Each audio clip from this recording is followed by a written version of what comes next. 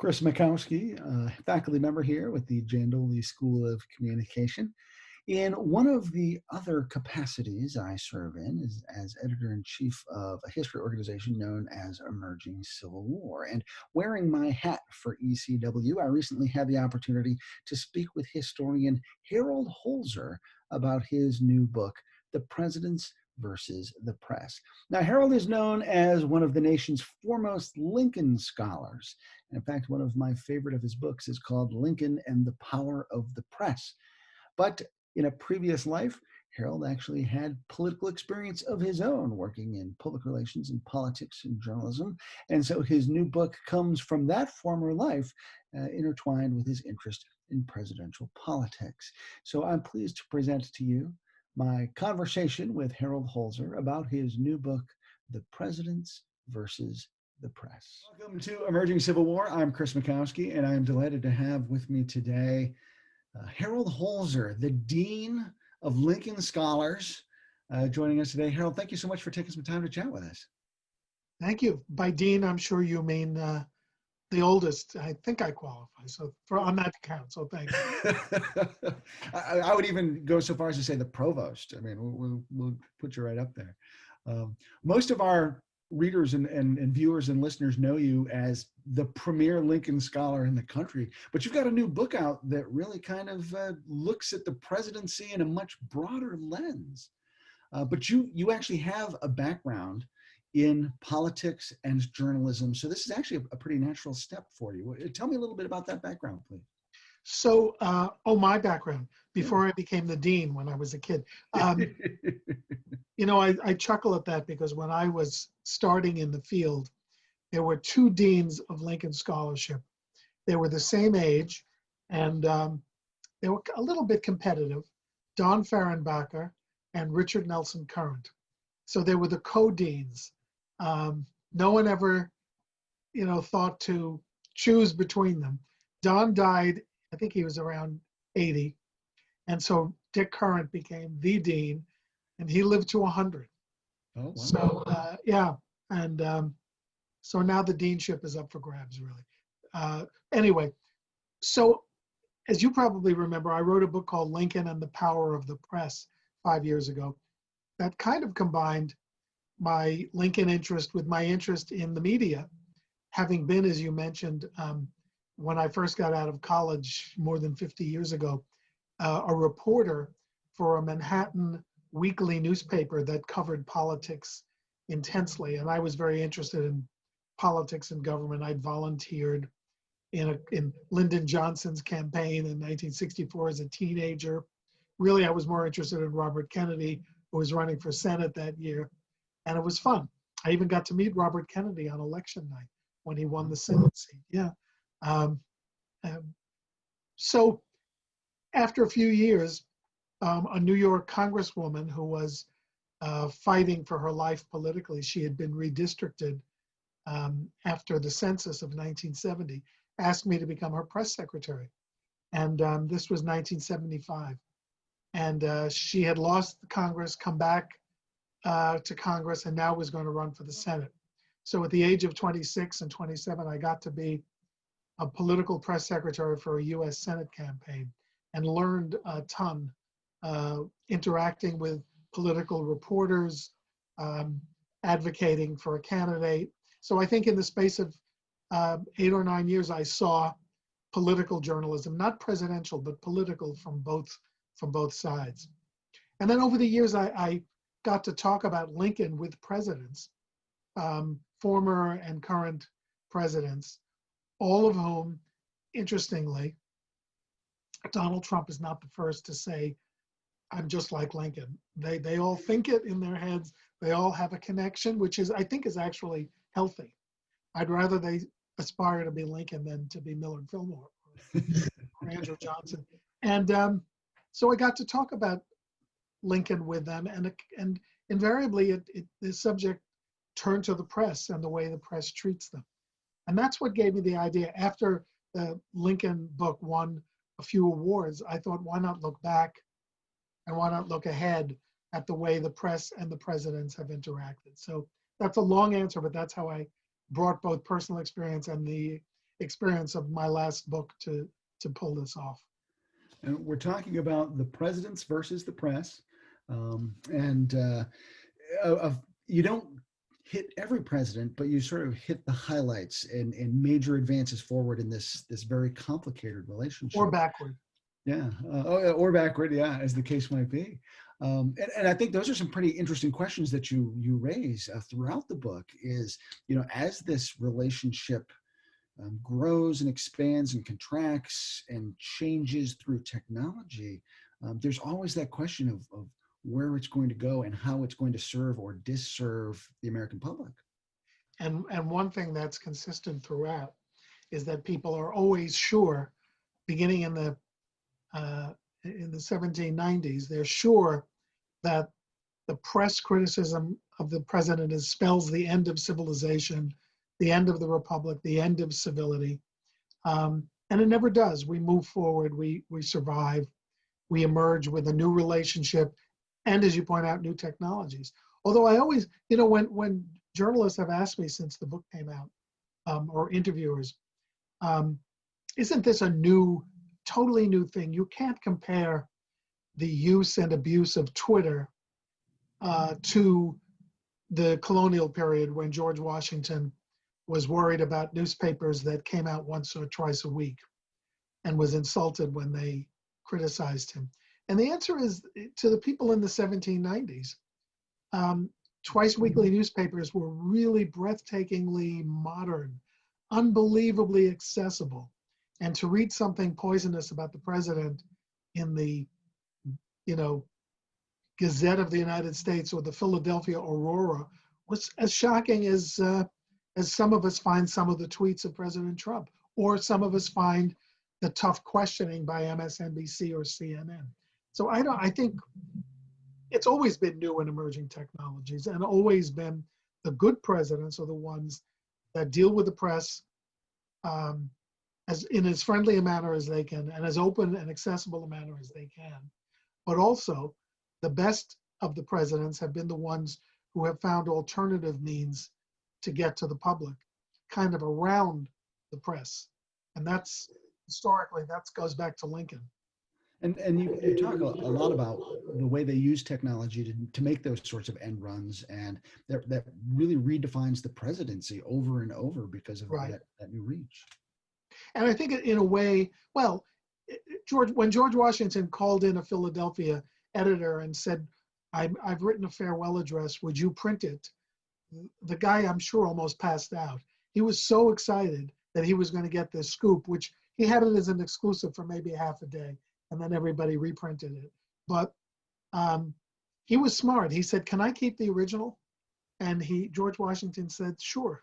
He didn't care about the original, he cared about the publication. That was breathtakingly modern in 1796.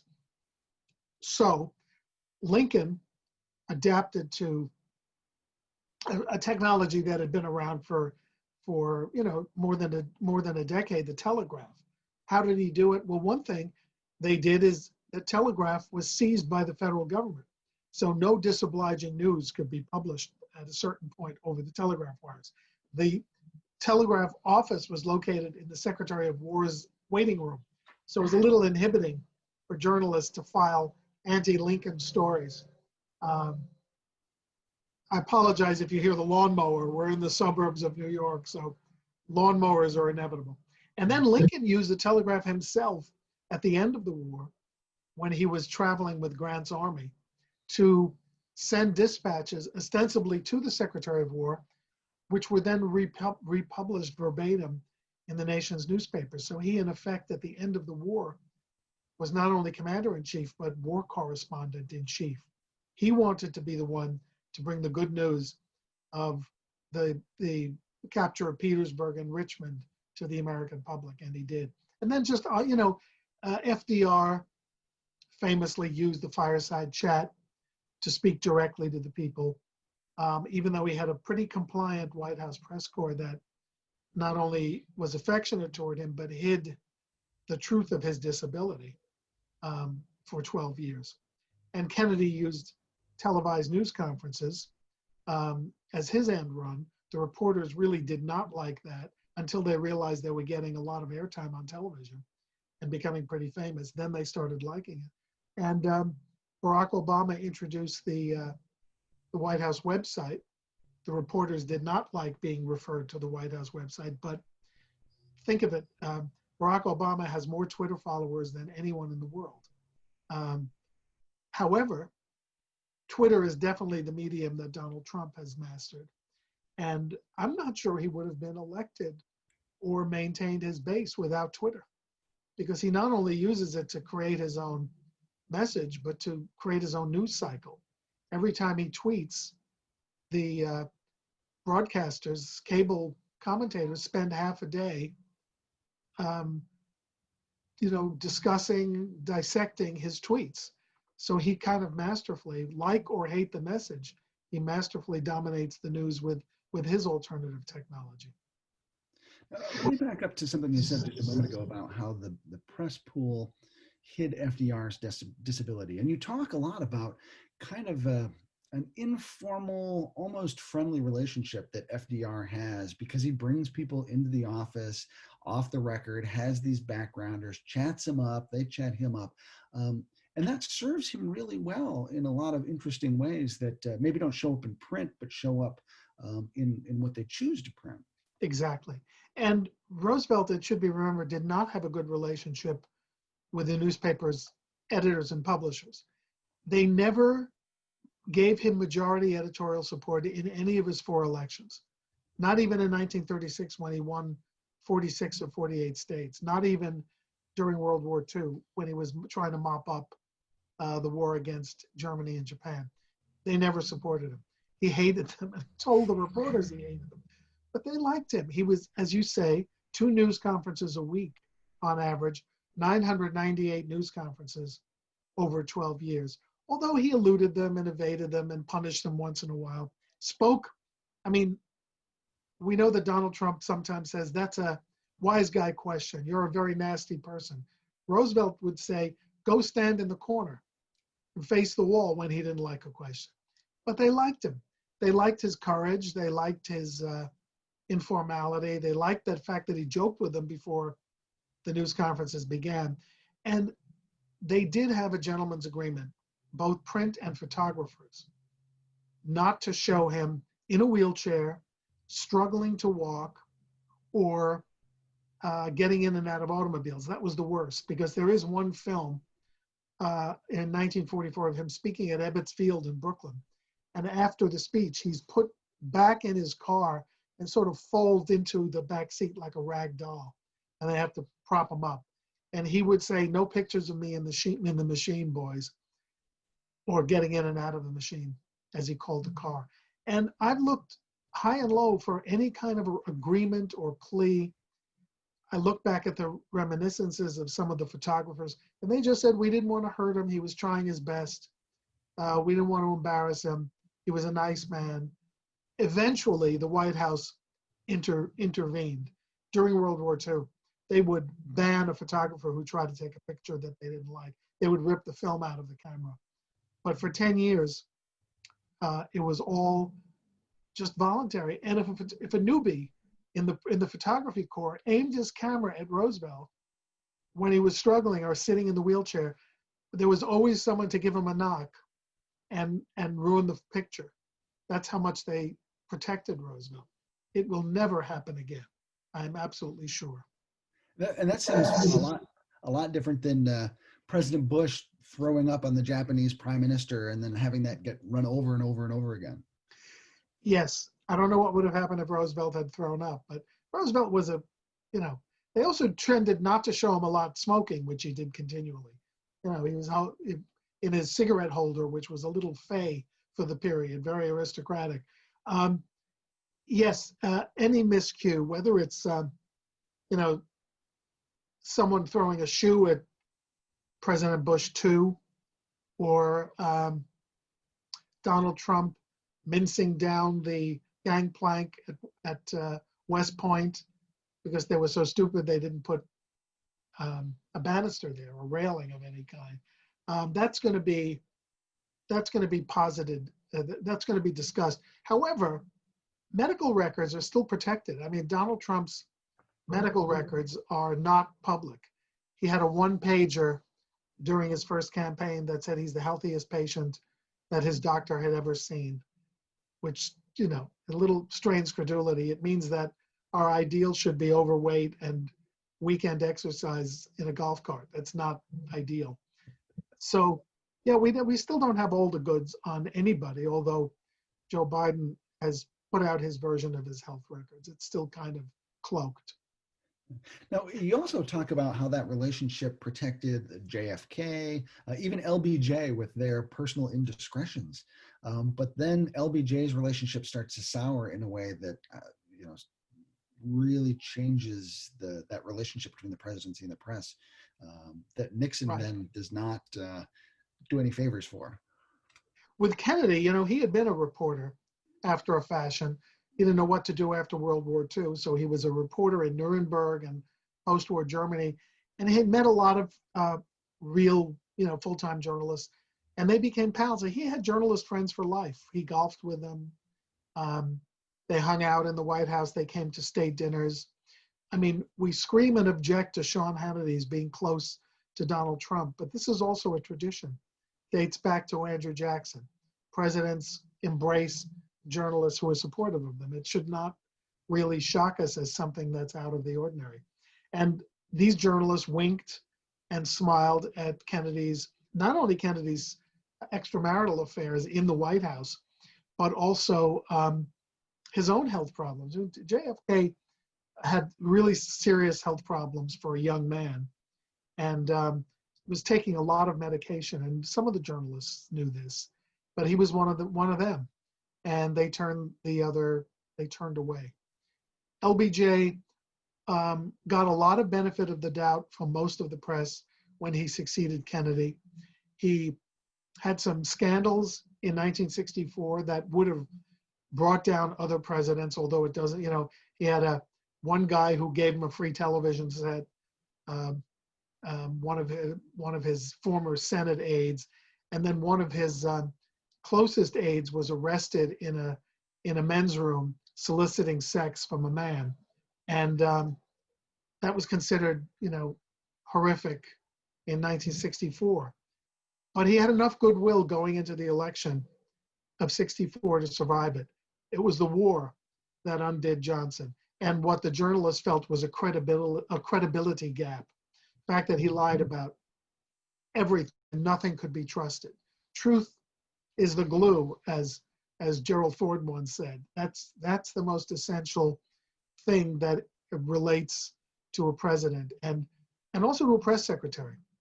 I watched the current press secretary, Kayleigh McEnany, have her briefings, and their rallies, their advocacy events. Press secretaries should tell what they know.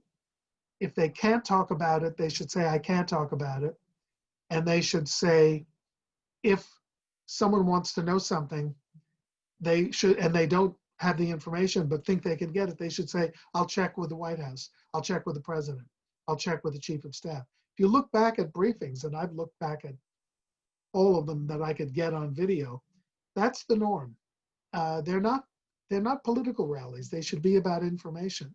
And we've lost that. That's one thing, you know, I think there's no going back on technology and the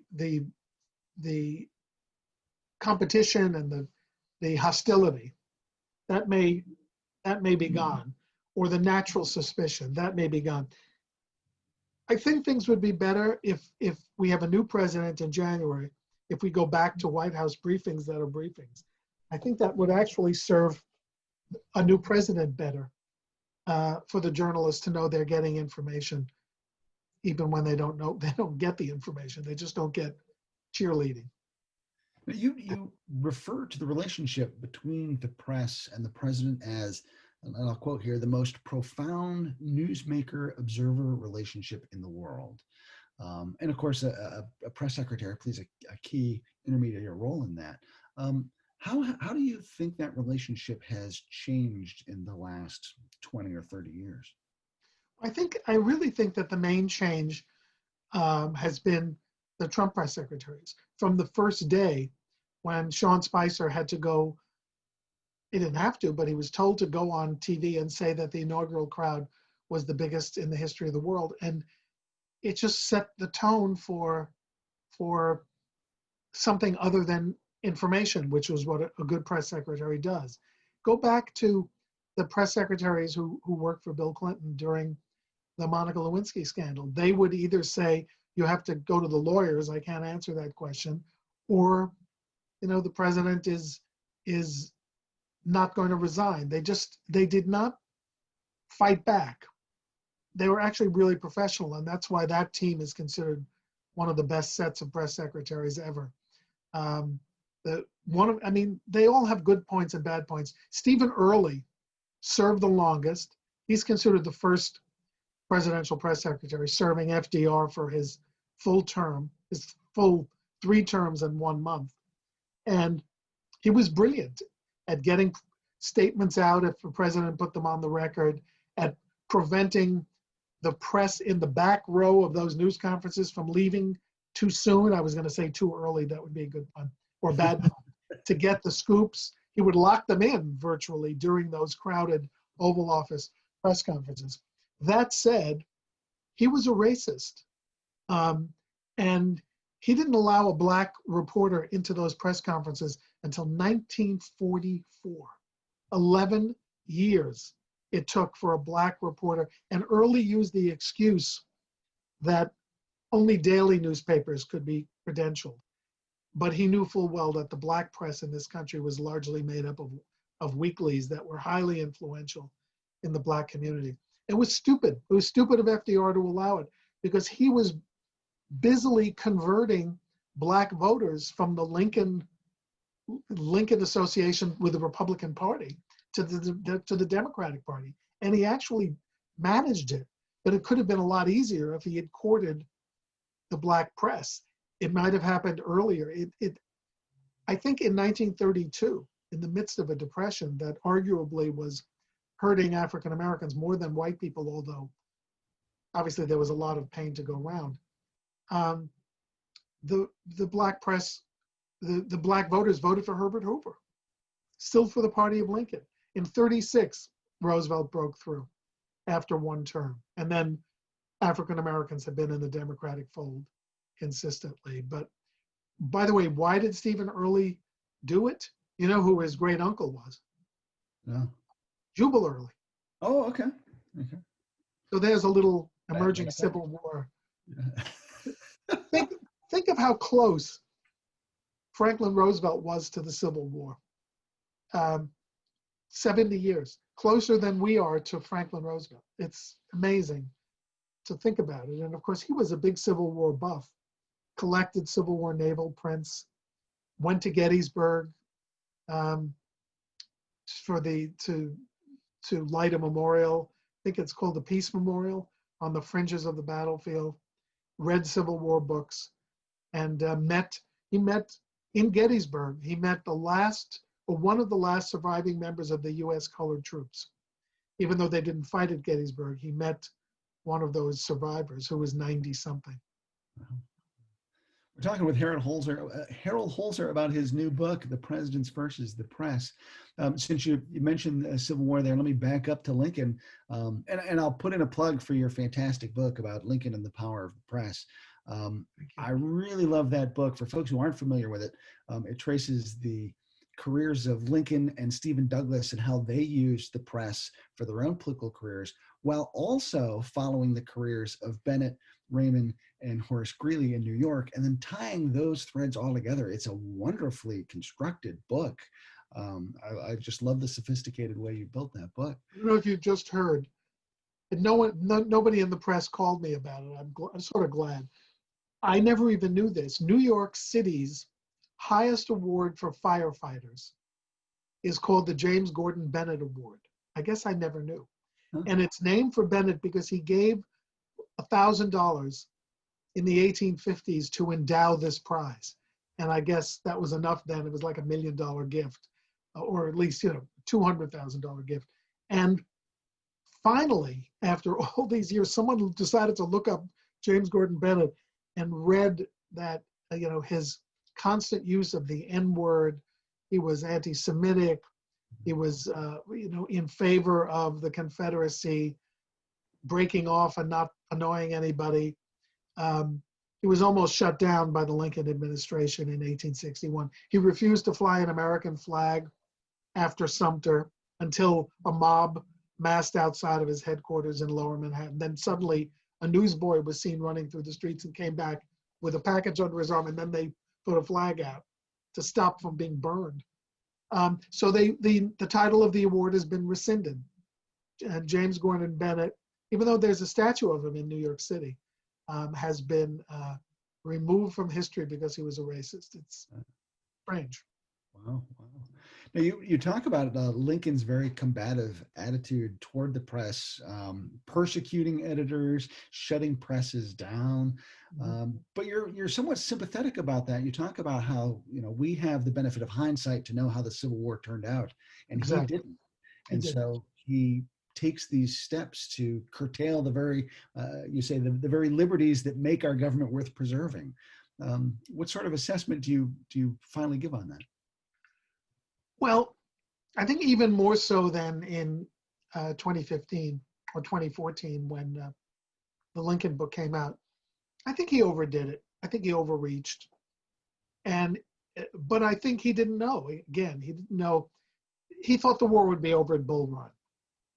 The end of Bull Run, not only is the war clearly going to continue, but he's got no more 90-day and 100-day volunteers.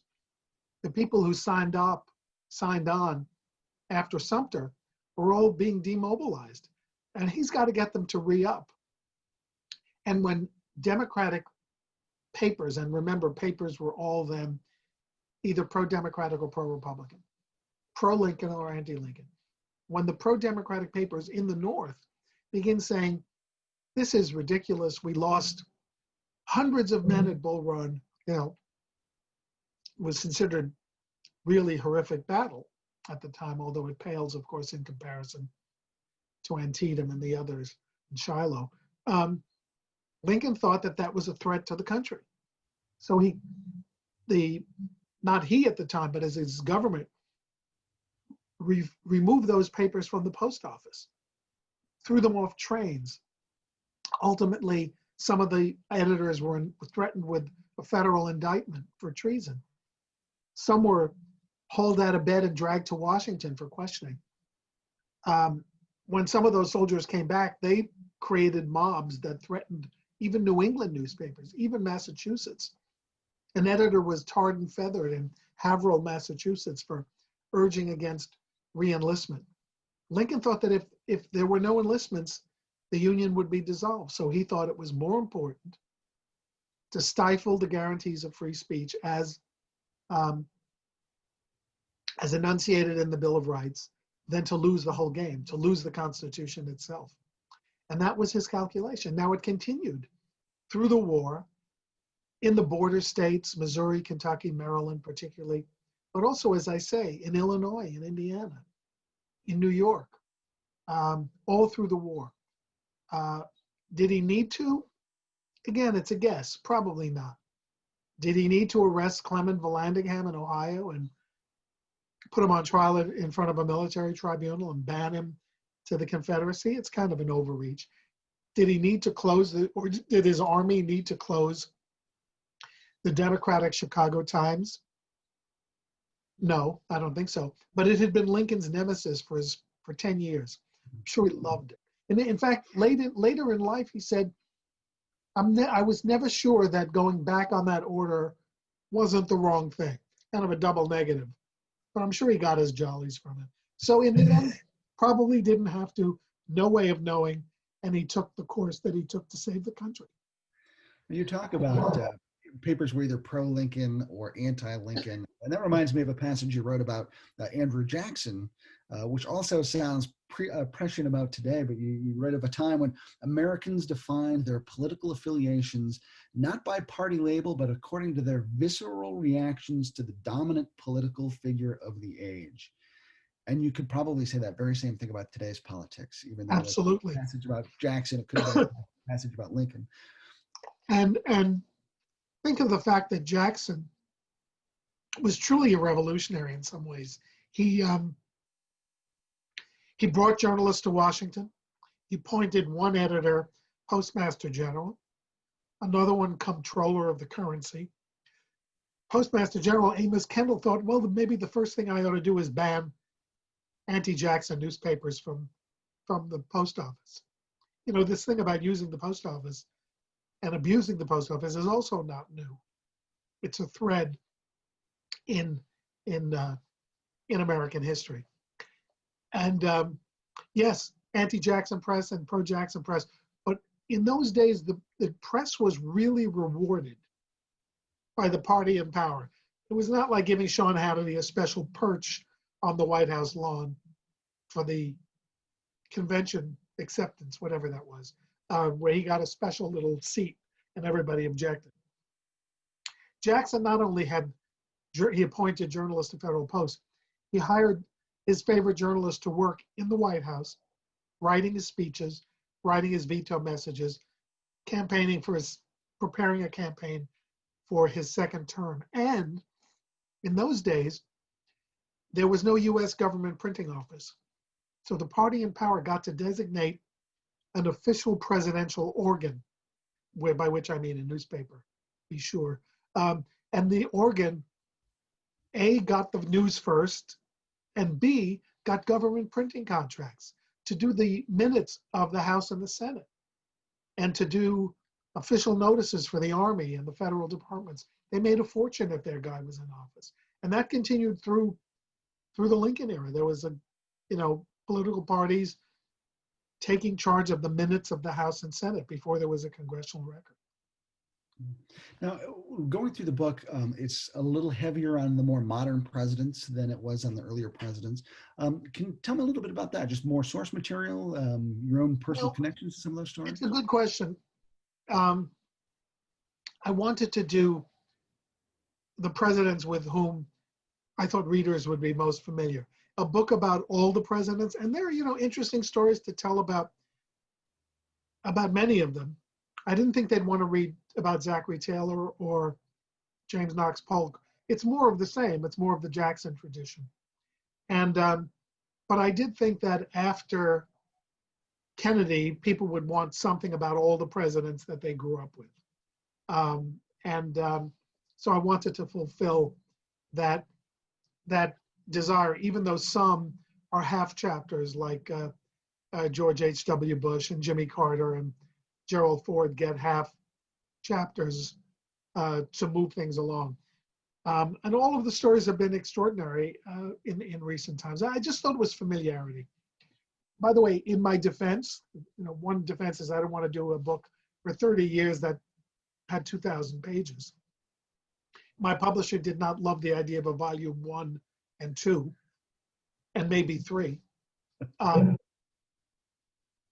But I do deal with some of the presidents in transitions to presidents. So with Jackson, I did write a lot about John Quincy Adams, whose son and private secretary got into a physical fight in the Capitol Rotunda over an article and over crashing a Christmas party. J.Q.A. Jr. had to testify in Congress, and the newspaperman who punched him, blindsided him really, cold punched him, was exonerated. It was very political. And I write about McKinley and the rush to the Spanish-American War in the TR chapter. I thought I would get a little more blowback about that from reviewers, but I haven't.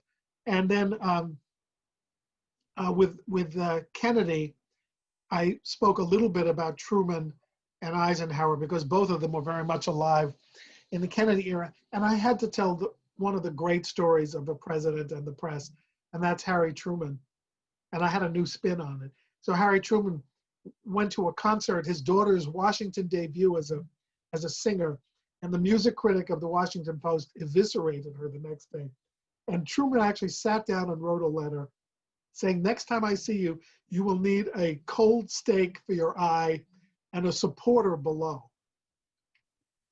And the critic didn't publish it, but another Washington newspaper got it. I mean, he leaked it. And, it never hurt Truman. They thought What a guy defending his daughter.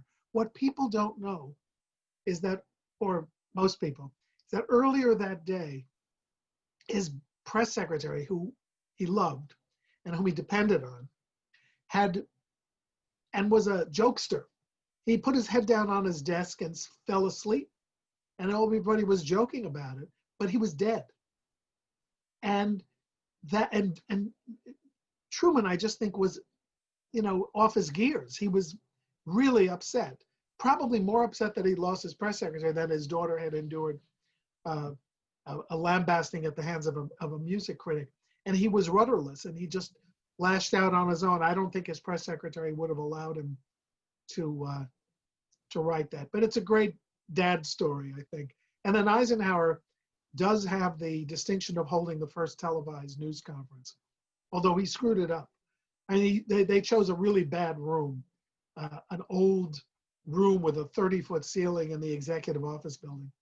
And it comes on and says, well, we're going to try this and see if it's really disruptive. Not the way Kennedy started. So I tried to get all the stories I could in there that I had left out. And I put Hoover in the Roosevelt chapter. Right, right. The way, and FDR actually gets 2 chapters because his term of service is so long. And, I wanted to recognize one of the other reasons I wrote the book, to circle back to what we were talking about, is that I've worked for the last 5 years as director of the Roosevelt House at Hunter College in New York City. It's a public policy institute, but it's located in the historic New York City home that FDR lived in with his family for 25 years when he wasn't at Hyde Park. This is where he ran his gubernatorial and presidential campaigns. It's where his transition was headquartered, in the library upstairs. It's where he recovered from polio. It's where his wife and mother had the big conference about whether she would leave him or stay in the marriage in order to preserve his political career. It's where he gave his first radio address from in front of a fireside, right in my building. So because of my really growing interest in Roosevelt, because of my position there, and the ambiance of the house, which is palpable. I mean, I have events in his little library where he ran his pre-presidency for 4 months after November 32, where he hired the first woman to be in his cabinet, where he planned the New Deal. And earlier, where he would be placed on the floor in the early 20s to spend 3 hours crawling so he could build up his upper body strength to the point where he could use braces and give a good impression of walking, which he really could never do, but came close to approximating walking for the newsreels. And also because he served, he was elected 4 times. I thought by that alone, he deserved 4 chapters because he was a Depression president and a war president. So that's my justification. Plus, I really enjoyed it. And there is a lot of material, you're right. Fascinating guy. So before we wrap up here, you talk at the end about this changing relationship between the presidency and the press, and that right now we're at a crucial juncture. I really appreciate the very fundamental questions you ask, and you sort of leave us with this thought: like, is truth itself really the casualty here? The notion of objective truth, and that's something that Jefferson complained about. You talk about that early on, but right now we're kind of at this crucial moment. Where do you think we stand? I think we stand the way we did in the age of Jefferson, defending press freedom, but not too sure we like the result. We're also in an era in which the pillars of state, both formal and informal, have been increasingly placed in disrepute. It didn't start with Donald Trump, but it's been accelerated by Trump. And if you look at what the American people have faith in right now, the military, the courts, the Congress, the president, the press, the post office, science, the CDC, the NIH, and up and down the line, everything's been fractured and made into a partisan issue. That's never happened before. The military, did I mention the military?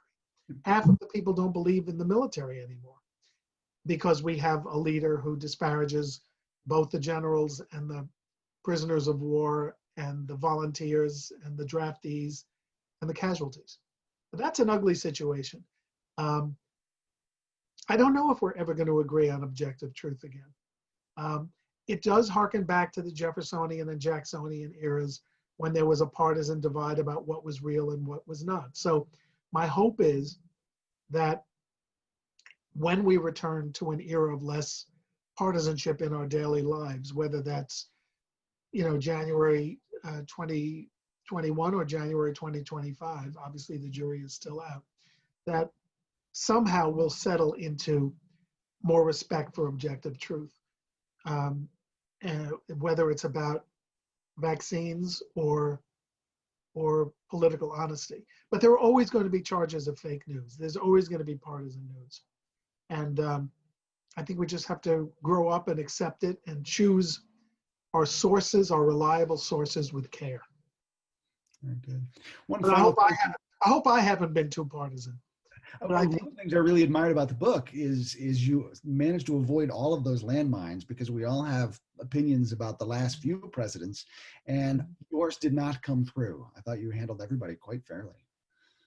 And I've enjoyed talking to some presidents about the press. I put all that in there. President Bush and President Clinton have both talked to me about the press, both for the book and previously when they thought I wasn't writing a book, but that's life. They've had their problems, but they got past it, and the presidency got past it, and the people got past it. Maybe one trick I'd recommend is, as we choose our cable news coverage, why don't we require that they be more honest about what their mission is? In the Lincoln era, the New York Times was created. Its original circular said, "We will be a Republican newspaper fighting for the Republican cause." The New York Herald said, "We will be a Democratic newspaper. No allegiance to Andrew Jackson, but we will be a Democratic newspaper."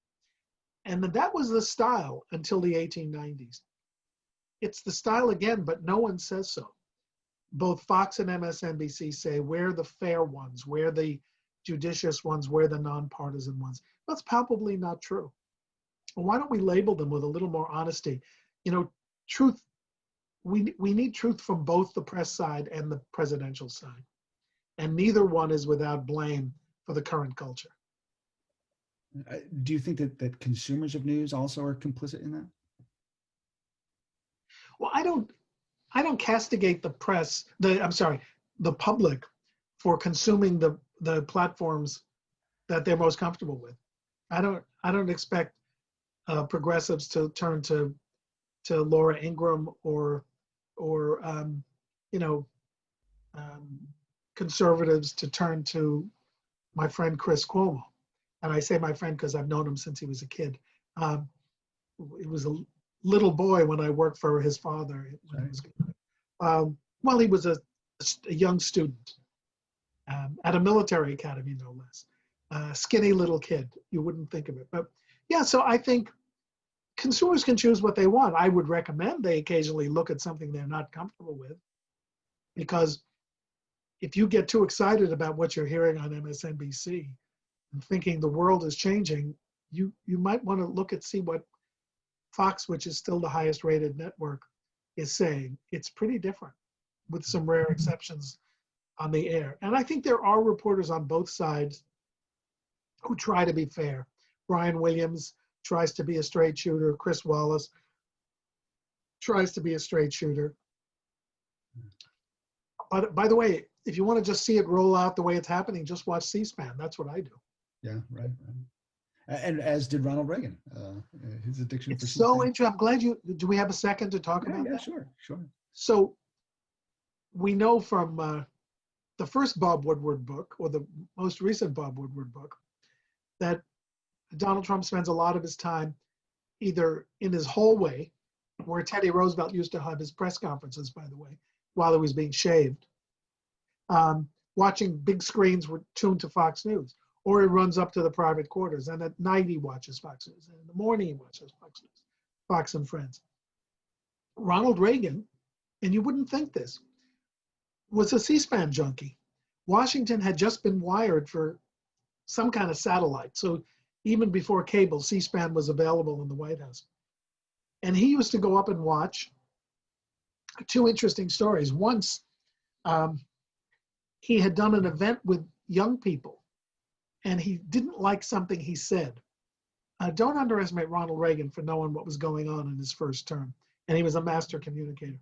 He didn't like something he'd said about making law, that the courts make law, not just lawmakers. He didn't think he explained it properly. And he went upstairs and noticed that these students who were watching him, who had been at the White House, had gone over to a different place and were regurgitating the event with Brian Lamb of C-SPAN. So, and they were doing a call-in. So he called in, and Brian Lamb was told, pick up line 3, pick up line 3, hold on for the president. He said, I'm just watching what you're doing, and I just wanted to say, let me be a little more clear. And that's from watching C-SPAN. Now, Newt Gingrich told me, I interviewed him for the book, that they were so onto Reagan's habitual C-SPAN watching that they would do, and also maybe his attention span was lagging a bit, that they would do 1-minute speeches from the House floor, which was broadcast on C-SPAN.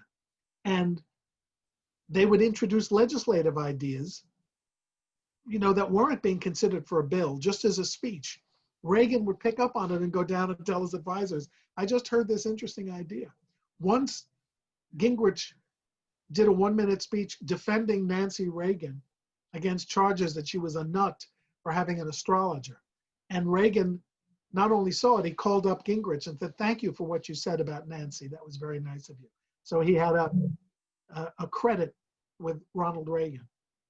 So it's very interesting. Again, it's not new. Abraham Lincoln used to read the newspapers, from cover to cover until he ran out of the time of day to do it. He was just a newspaper junkie of the first order. So before we finish, I just want to ask one final question, since the anniversary of Antietam is upon us. That opens things up for the Emancipation Proclamation, and your book about Lincoln and the Emancipation Proclamation, fantastic. We've had a tumultuous summer with a lot of attention on racial justice. So with the Emancipation Proclamation's anniversary upon us, any thoughts that you think we should kind of keep in mind this year? I hate to see Lincoln and the proclamation taken out of context. I think some of the things he said around the time of issuing the proclamation or just before Antietam indicate that he had a narrow vision for it, and that he accompanied it with kind of obnoxious recommendations that free African Americans consider relocating to the Caribbean or to Liberia. I think you have to go back and look at the newspapers of the time to see how revolutionary the proclamation was. It may have been long in the making. Abolitionists may have been there first with the idea, but it took the country's breath away. It inspired or incited vicious blowback by the Democratic and Southern press. And Lincoln knew it was the act that he would be remembered for. And I just think James McPherson, who wrote a book about the Battle of Antietam, arguing that it was the most important Civil War engagement because it produced the proclamation, once warned that readers and historians ought not to look at history through the wrong end of a telescope. Our values now, our judgments now, are not the values and judgments of the vast majority of certainly white people in 1862. I think Lincoln was heroic and brave and gutsy to do what he did right before a congressional election. And that also the proclamation for him represented not only a Union-saving war measure, which is what he said, but really a culmination of a lifetime of anti-slavery beliefs, legislation he'd introduced in both Illinois and in Washington to ban slavery in the nation's capital. He finally got to do it, and it should never be forgotten that he did. Wonderful. Thank you. Great reminder for us. We've been talking with Harold Holzer about his new book, The Presidents versus the Press. Harold, what a real privilege to speak with you today. Thank you so much for your time and for a wonderful book. And a great pleasure to speak to you, Chris. Thanks a lot. Take care. Thanks.